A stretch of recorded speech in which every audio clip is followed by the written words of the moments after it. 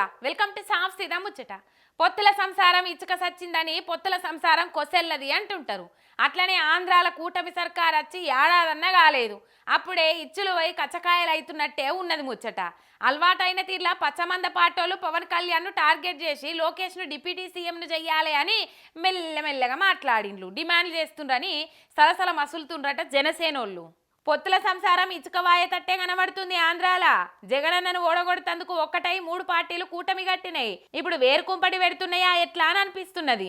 పచ్చపార్టీ లీడర్లు ఒక్కొక్కరు లోకేశంను డిప్యూటీ సీఎంను చేయాలని మెల్లమెల్లగా స్టేజీల మీద మైకులు వలిగేటట్టు స్పీచ్లు దంచుతాండ్రు.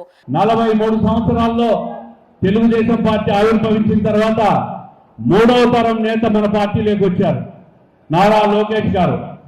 మరి పార్టీకి భవిష్యత్తులో యువతకు ఒక భరోసా ఇవ్వాలన్నా, పార్టీకి భరోసా ఇవ్వాలన్నా నారా లోకేష్ గారిని డిప్యూటీ సీఎం గా ప్రమోట్ చేయాలని చెప్పి మేమందరం కూడా కోరుకుంటున్నాం సార్.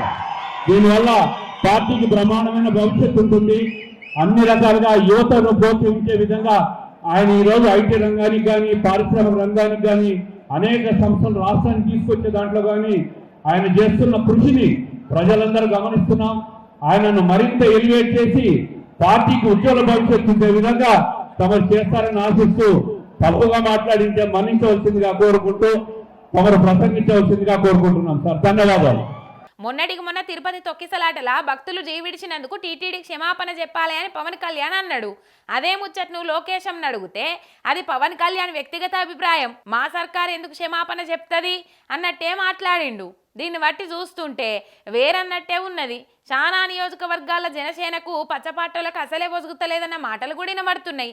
అయితే ఎల్లో బ్యాచ్ ఎల్లో మీడియా అంతా పవన్ పతార వాడిపోయేటట్టు చేయాలని లోకేష్ను డిప్యూటీ సీఎంను చేయాలని రాగం ఎత్తుకొని కూని రాగాలు తీస్తుంటే అటు జనసేనోళ్ళు కూడా గట్టిగానే కౌంటర్లు ఇస్తాండ్రు.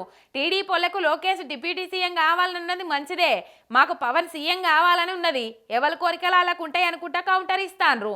సోషల్ మీడియాలో కూటమి పార్టీలోళ్ళు ఒకరి మీద ఒకరు కామెంట్లు పెట్టుకొని గట్టిగానే జోపుకుంటాండ్రు. నడిమిట్ల కమలయ్యలేమో మాకేంది ఇది అన్నట్టు చూస్తాండ్రు పాపం.